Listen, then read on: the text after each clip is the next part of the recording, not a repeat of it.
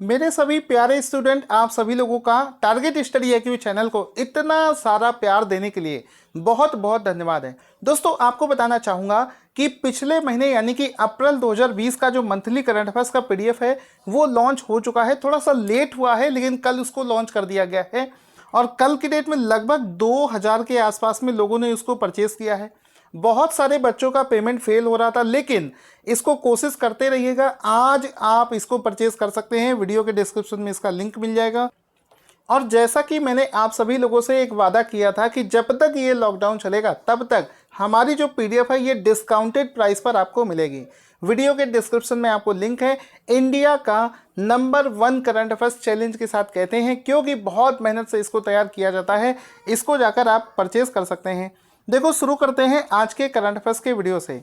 देखिए, एक जिस तरीके से इस समय कोरोना वायरस चल रहा है, उसी समय इसी प्रकार से एक समय था जब एक बीमारी थी जिसको हम लोग स्मॉल पॉक्स के नाम से जानते हैं। किस नाम से? ध्यान से सुनना। जिस बीमारी को स्मॉल पॉक्स के नाम से जानते थे, उस समय जब ये बीमारी विश्व के कई बड़े बड़े देशों में फैली थी तो इसका कोई भी वैक्सीन अवेलेबल नहीं था उस समय। इस वजह से इस बीमारी से सभी लोग पूरी तरीके से परेशान हो चुके थे। अभी हाल ही में क्या हुआ है, इस बीमारी को समाप्त करने के 40 साल पूरे हो गए, जिसके उपलक्ष्य में इसके लिए एक स्मारक डाक टिकट जारी किया गया है। अब इसको लेकर बना है एक क्वेश्चन। यहाँ पर देखो क्वेश्चन क्या बना है। क्वेश्चन बना है कि विश्व स्वास्थ्य संगठन और संयुक्त राष्ट्र का जो डाक एजेंसी है उसने किस बीमारी के उन्मूलन की 40वीं वर्षगांठ के लिए एक स्मारक टिकट जारी किया है? तो इसका राइट आंसर हो जाएगा स्मॉल पॉक्स। ठीक है, चेचक के नाम से भी जिसको जानते हैं। आपको पता होगा शरीर में छोटे छोटे दाने हो जाते हैं जिसमें कि पानी भरा होता है, जिसको शायद हम लोग अपनी स्वदेशी लैंग्वेज में माता के नाम से जानते हैं। मेरे भी एक बार बॉडी में हो चुका है। इसमें आप देख सकते हैं WHO की तरफ से एक ऑफिशियल ट्वीट भी किया गया है इसके रिगार्डिंग, जहां से हमने ये क्वेश्चन उठाया है। WHO का ये ट्वीट है जिसने बताया कि 40th anniversary of small pox eradication, small pox को इरेडिकेट समाप्त करने के 40 साल पूरे होने के उपलक्ष्य पर ही एक स्मारक डाक टिकट जारी किया गया है। यहाँ पर आप देख सकते हैं शरीर के पूरे शरीर में छोटे छोटे दाने हो जाते हैं जिसमें पानी भर जाता है, और जो इस तरीके से हम लोगों में कई बार आपने देखा भी होगा। अब स्मॉल पॉक्स के बारे में मैं आपको सब लगभग सारी चीज़ें बता चुका हूँ। एक चीज़ यहाँ पर ये जानेंगे कि इस बीमारी का टीका किसने डेवलप किया था। तो 1796 में 1796 ईस्वी में एक डॉक्टर थे जिनका नाम है एडवर्ड जेनर। तो एडवर्ड जेनर ने ही इस टीके की खोज करी थी। ये भी आपको पता होना चाहिए, एग्जाम में अक्सर पूछ लिया जाता है। चलिए जल्दी से चलते हैं अगले क्वेश्चन की तरफ। देखो, अगली दो चीज़ें आपको याद रखनी है। हाल ही में सबसे ज़्यादा न्यूज़ में एक नाम चल रहा है, वो है रमेश पोखरियाल। तो रमेश पोखरियाल निशंक कौन है? ये हैं इस समय केंद्रीय मानव संसाधन मंत्री। इसके बारे में आपको याद रखना है। साथ ही साथ में HRD मिनिस्ट्री में ही मिनिस्टर ऑफ स्टेट कौन है? तो इसी मिनिस्ट्री में जो मिनिस्टर ऑफ स्टेट है वो है संजय धोत्रे, जिनका नाम आपको पता होना चाहिए। चलिए आगे चलते हैं अगले प्रश्न की तरफ। अगला प्रश्न है कि हाल ही में चर्चा में चल रहे CBDT, जिसको central board of direct taxes के नाम से जानते हैं, उसका चेयरमैन कौन है? तो CBDT के चेयरमैन का नाम है PC मोदी। ठीक है, ऑप्शन नंबर सी सही हो जाएगा। PC मोदी जो है इस समय CBDT के चेयरमैन हैं। तो ऑप्शन नंबर सी यहाँ पर बिल्कुल सही हो जाएगा। साथ ही साथ में इसका एक फ़ोटो भी देख लेंगे तो आपको बहुत अच्छे से समझ में आ जाएगा कि CBDT के जो चेयरमैन हैं वो हैं प्रमोद चंद्र मोदी। ठीक है, इनका नाम आपने देख लिया। फोटो आप अच्छे से देख लीजिए सो दैट आपके मन में एक इमेज जब तक नहीं बनेगी तब तक आप प्रश्नों को याद नहीं कर पाएंगे। रटने का बिल्कुल जमाना नहीं रहा है, चीज़ों को समझते हुए चले तब आपको याद होगा। इसके बाद में एक क्वेश्चन बनता है कि FIR आपके द्वार योजना हाल ही में किस राज्य के द्वारा शुरू की गई है? इसका राइट आंसर हो जाएगा Madhya Pradesh. Option number B सही हो जाएगा। हाल ही में मध्य प्रदेश सरकार के द्वारा FIR आपके द्वार नाम से एक योजना की शुरुआत करी गई है। इस योजना में क्या होगा कि आप छोटी मोटी कोई भी केस होता है, उस केस में आपको पुलिस स्टेशन जाने की जरूरत नहीं है। आपके घर के बाहर ही आपके द्वार FIR जो है वो ऐसे मामलों की FIR लिखी जाएगी। इसके रिगार्डिंग आप इस फोटो को देख सकते हैं, जिसमें कि मध्य प्रदेश के मुख्यमंत्री का फोटो आपको दिख रहा है और पीछे लिखा है मध्य प्रदेश पुलिस का अभिनव प्रयोग, एफआईआर आपके द्वार। साथ ही साथ में यहाँ पर एक चीज़ मन में आती है कि अगर कोई सीरियस केस होगा, कोई संगीन केस होगा, उस केस में आपकी एफआईआर जो है किसी बड़े अधिकारी से बात करने के बाद में ही लिखी जा सकेगी। बाकी सारे केसेस के लिए आप एफआईआर करवा सकते हैं। इसकी सुविधा मध्य प्रदेश के द्वारा शुरू करी गई है। आगे चलते हैं अगले क्वेश्चन की तरफ। क्वेश्चन बनता है कि इंटरनेशनल नर्स डे, ठीक है, अंतर्राष्ट्रीय नर्स दिवस जो होता है ये प्रतिवर्ष किस दिन मनाया जाता है। इस समय कोविड-19 चल रहा है, इस वजह से मेडिकल क्षेत्र का कोई क्वेश्चन हो, किसी डॉक्टर का, नर्स का, इस प्रकार के जितने भी मामले हैं, जितने भी क्वेश्चंस है, बिल्कुल गलती से भी छोड़कर मत जाना, सबसे ज़्यादा इंपॉर्टेंट रहेंगे। इसका राइट आंसर हो जाएगा 12 मई, ऑप्शन नंबर सी सही हो जाएगा। हाल ही में 12 मई को इंटरनेशनल नर्स डे मनाया गया है, तो ऑप्शन नंबर सी यहाँ पर सही हो जाएगा। जैसा कि आप इसमें इसका फोटो देख सकते हैं, इसमें लिखा है 12 मई इंटरनेशनल नर्स डे, ठीक है, इंटरनेशनल नर्स डे जो कि प्रत्येक वर्ष कब मनाया जाता है, 12 मई को। देखो फोटो पर भी लिखा है कि इसको प्रत्येक वर्ष 12 मई को मनाया जाता है। दोनों फोटोस अच्छे से देख लीजिए सो दैट आपको अच्छे से चीज़ें समझ में आ जाए। साथ ही साथ में आपको बता दूं, ये जो दिवस है ये किसकी जयंती के उपलक्ष्य में मनाया जाता है, तो आपको पता होना चाहिए ये दिवस फ्लोरेंस नाइटिंगेल नाम की एक नर्स हुआ करती थी, जिनके ही जयंती के अवसर पर इस दिवस को मनाया जाता है। साथ ही साथ में आपको बता दूं, एसएससी और यूपी ट्रिपल एससी और यूपी पीएससी एग्जाम्स में एक क्वेश्चन पूछा जाता है कि बताइए लेडी विद द लैंप के नाम से किससे जाना जाता है। तो लेडी विद द लैम्प्स के नाम से फ्लोरेंस नाइटिंगेल को जाना जाता है। तो फ्लोरेंस नाइटिंगेल को लेडी विद द लैंप के नाम से जाना जाता है। साथ ही साथ में दोस्तों, वर्ष 2020 के लिए जो इंटरनेशनल नर्स डे है, इसकी थीम क्या है, इसके बारे में जान लेते हैं। तो वर्ष 2020 की जो इसकी थीम है वो है nursing the world to health. ये इस बार की थीम है वर्ष 2020 की। आगे चलते हैं, इसमें एक चीज़ और आपको जाननी है। वैसे तो मैं आपको कई बार बता चुका हूँ कि WHO ने, वर्ल्ड हेल्थ ऑर्गेनाइजेशन ने, जो वर्ष 2020 अभी चल रहा है, इसको नर्स और मिडवाइफ के अंतर्गत अंतर्राष्ट्रीय वर्ष घोषित कर रखा है। WHO क्या करता है, प्रत्येक वर्ष का जो होता है उसको एक थीम प्रोवाइड करता है। इस वजह से वर्ष 2020 की जो थीम WHO ने प्रोवाइड करी है वो है नर्स और मिडवाइफ, ये इसका नाम रखा गया है।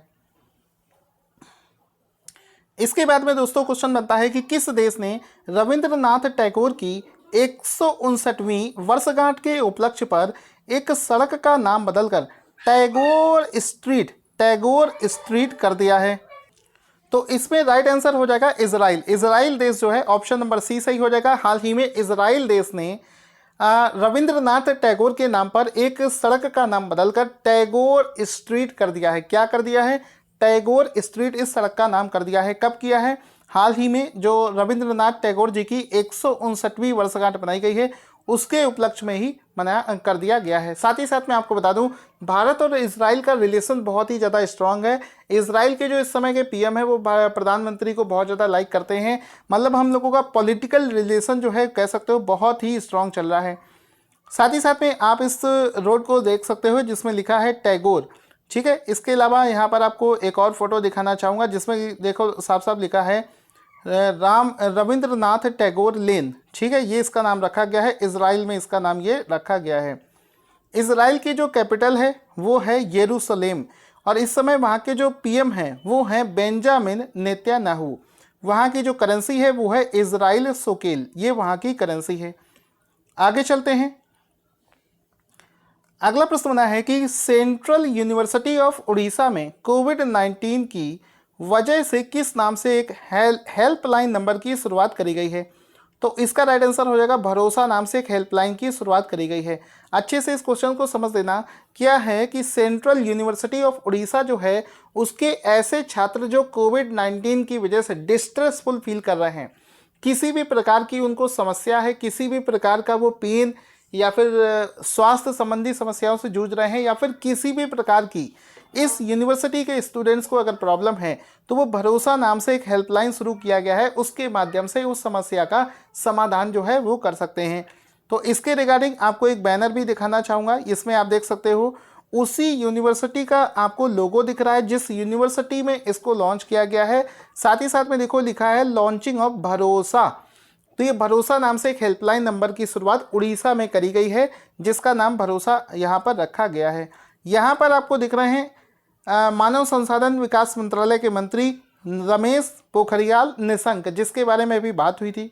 यहाँ पर इनका फोटो इस वजह से दिख रहा है कि अगर आपसे कोई पूछ ले कि बताओ ये जो भरोसा नाम से हेल्पलाइन शुरू करी गई है इसका उद्घाटन किसने किया है, तो राइट आंसर हो जाएगा इस हेल्पलाइन की शुरुआत करी है union HRD minister Shri Ramesh Pokhriyal Nishank के द्वारा इसकी शुरुआत करी गई है। साथ ही साथ में यहाँ पर उड़ीसा के बारे में ये क्वेश्चन है, तो वहाँ के जो मुख्यमंत्री हैं वो हैं नवीन पटनायक और गवर्नर का नाम है गणेशी लाल। इतना आपको पता होना चाहिए। आगे चलते हैं। क्वेश्चन है कि हाल ही में नवीकरण ऊर्जा मंत्रालय के सचिव कौन बनाए गए हैं, तो राइट आंसर हो जाएगा इंदु शेखर चतुर्वेदी। हाल ही में इंदु शेखर चतुर्वेदी को नवीकरण ऊर्जा मंत्रालय का नया जो है सचिव बनाया गया है। ऑप्शन नंबर ए यहाँ पर बिल्कुल सही हो जाएगा। जल्दी से इनका फोटो देख लेते हैं सो दैट आपको बहुत ही बेहतरीन तरीके से चीज़ें समझ में आ जाएं। ठीक है, आगे चलते हैं। क्वेश्चन है कि हाल ही में श्वास संबंधी स्वास्थ्य समस्याओं के बारे में जागरूकता फैलाने के लिए कहां पर प्राण वायु नाम से एक योजना की शुरुआत करी गई है, तो राइट आंसर हो जाएगा बेंगलोर कर्नाटका में इसको शुरू किया गया है। कर्नाटका में रेस्पिरेटरी प्रॉब्लम जो होती है, रेस्पिरेटरी का मतलब होता है सांस लेने से संबंधित जो समस्याएं होती हैं उनसे निपटने के लिए, उनके बारे में ज़्यादा से ज़्यादा जागरूकता फैलाने के लिए प्राण वायु नाम से ये जो योजना है इसकी शुरुआत कर्नाटका के बेंगलुरु में की गई है। तो ऑप्शन नंबर सी यहाँ पर सही हो जाएगा। इसके लिए आप एक फ़ोटो देख सकते हैं जिसमें कि लोगों का फ़ोटो देख सकते हैं जिनकी श्वास संबंधी चीज़ों की जांच करी जा रही है। साथ ही साथ में आप यहाँ पर इसका एक बैनर देख सकते हैं जिसमें लिखा है प्राण वायु, क्योंकि कोविड-19 से इफेक्टेड जो भी व्यक्ति होता है उसके रेस्पिरेटरी सिस्टम में तीसरे दिन से ही प्रॉब्लम आने लगती है। इस वजह से हमें अपना रेस्पिरेटरी सिस्टम जो है उसके लिए जागरूकता फैलाने की ज़रूरत है। ये जो स्कीम है इसके माध्यम से जो हमारे ब्लड में ऑक्सीजन होती है उसकी मात्रा और हृदय से संबंधित जांच जो है वो करी जाएगी। तो आगे चलते हैं। अब देखिए अगले क्वेश्चन में क्या है। अभी आपको मैंने शायद कल या फिर उससे पहले एक दिन क्वेश्चन करवाया था जिसमें मैंने एक चीज़ बताई थी कि हाल ही में एक रिपोर्ट जारी करी गई है जिसमें ये बताया जाता है कि शहरों में कितने लोग इंटरनेट का इस्तेमाल कर रहे हैं, गांव कस्बों हर जगह इंटरनेट का इस्तेमाल कितने लोग कर रहे हैं। उसमें मैंने आपको एक रिपोर्ट का एक क्वेश्चन करवा दिया था। अब धीरे धीरे जैसे जैसे मैं उस रिपोर्ट को पढ़ूंगा तो आपको और भी बहुत सारे क्वेश्चंस मैं उसके करवाऊंगा। तो उसका देखो अगला प्रश्न क्या बना है। क्वेश्चन दोस्तों यहाँ पर यह बना है कि internet and mobile association of India, जिसको IAMAI के नाम से जानते हैं, उसकी एक रिपोर्ट के अनुसार किस मेट्रो शहर में सबसे ज़्यादा इंटरनेट उपभोक्ता है, तो इसका राइट आंसर हो जाएगा मुंबई। ऑप्शन नंबर बी सही हो जाएगा। जितने भी मेट्रो शहर भारत में हैं उनमें से सबसे ज़्यादा जो मोबाइल कनेक्टिविटी मोबाइल यूज़र हैं, एक्टिव यूज़र हैं, वो हैं मुंबई में। ऑप्शन नंबर बी यहाँ पर सबसे सही हो जाएगा। यहाँ पर आप इसका एक फ़ोटो देख सकते हैं। मोबाइल चलाने के मामले में सभी मेट्रो सिटीज़ को कंपैरिजन करें तो मुंबई इसमें पहले स्थान पर आता है। इसमें यूजर्स की संख्या की बात करी जाए तो मुंबई में 13 मिलियन सब्सक्राइबर्स हैं जो कि इसको यूज़ करते हैं। बाकी दिल्ली में है 11 मिलियन, बेंगलुरु तीसरे स्थान पर है जिसमें 6.6 मिलियन लोग जो हैं वो इंटरनेट का इस्तेमाल करते हैं। साथ ही साथ मैं आपको बता दूं, जब मैंने आपको परसों क्वेश्चन करवाया था उस रिपोर्ट में मैंने आपको ये बताया था कि इस बार पहली बार ऐसा हुआ है कि गांव क्षेत्र में जो नेट का इस्तेमाल करने वाले लोग हैं वो शहरों के कंपैरिजन में 10% ज़्यादा हैं। तो इसका मतलब है कि जो इंटरनेट है ये बहुत बड़ी ऑडियंस को कवर कर रहा है और गांव में लोग इसका ज़्यादा इस्तेमाल कर रहे हैं। जैसा कि आप सभी ने देखा होगा आजकल फेसबुक हो गया, व्हाट्सएप हो गया, टेलीग्राम हो गया, ये इंस्टाग्राम हो गया, यूट्यूब हो गया, और सबसे ज़्यादा अगर किसी चीज़ का इस्तेमाल होता है तो वो होता है टिकटॉक एप्लीकेशन का। ठीक है, आगे चलते हैं। इस समय टिकटॉक वर्सेस यूट्यूब पर बहुत सारे वीडियोस भी बन रहे हैं। चलिए आगे चलते हैं। इसके अलावा यहाँ पर अगला प्रश्न बनता है कि हाल ही में किसे शिक्षा प्रौद्योगिकी कंपनी जिसका नाम है एलिसा कॉर्प के ब्रांड एम्बेसडर के रूप में नियुक्त किया गया है? तो एक एजुकेशन टेक्नोलॉजी एडिटेक कंपनी बोलते हैं, कंपनी का नाम है एलिसा कॉर्प। इसका जो ब्रांड एम्बेसडर बनाया गया है इंडिया की तरफ से वो अजिंक्य रहाणे को बनाया गया है। ऑप्शन नंबर डी सही हो जाएगा। हाल ही में अजिंक्य रहाणे को एलिसा कॉर्प का ब्रांड एम्बेसडर बनाया गया है, तो ऑप्शन नंबर डी यहाँ पर सही हो जाएगा। यहाँ पर आप देख सकते हैं इसका photo, Ajinkya Rahane brand ambassador बने हैं एलिसा कंपनी के। ठीक है, तो ये जो एलिसा कंपनी है इसका फुल फॉर्म भी आपको पता होना चाहिए। इसका फुल फॉर्म हो जाएगा English language speech assistant corporation, ये इसका पूरा फुल फॉर्म हो जाएगा, जिसका ब्रांड एम्बेसडर अजिंक्य रहाणे को बनाया गया है।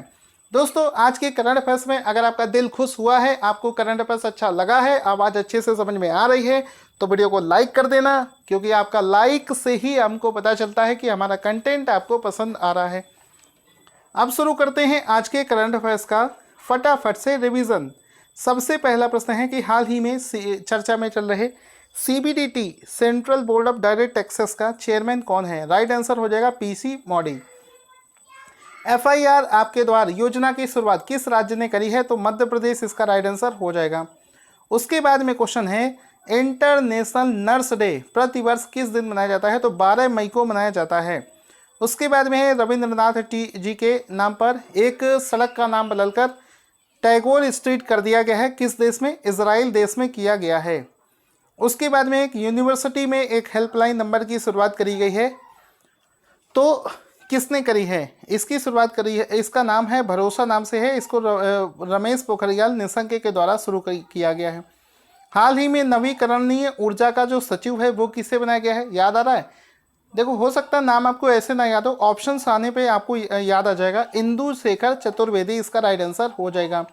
उसके बाद में सांस से संबंधी समस्याओं के उपचार के लिए प्राणवायु नाम से एक योजना की शुरुआत कर्नाटका बेंगलुरु में करी गई है। अब जल्दी से आज के क्वेश्चन का आंसर आप सभी लोग देंगे। क्वेश्चन है कि हाल ही में किसने महत्वपूर्ण लिपू लेक पास को धारचूला से जोड़ने वाले सड़क लिंक का उद्घाटन किया है? जल्दी से अपना आंसर कमेंट बॉक्स में लिखना ना भूलें। इसके बारे में जितना भी ज़्यादा आपको पता है आप यहाँ पर लिख सकते हैं।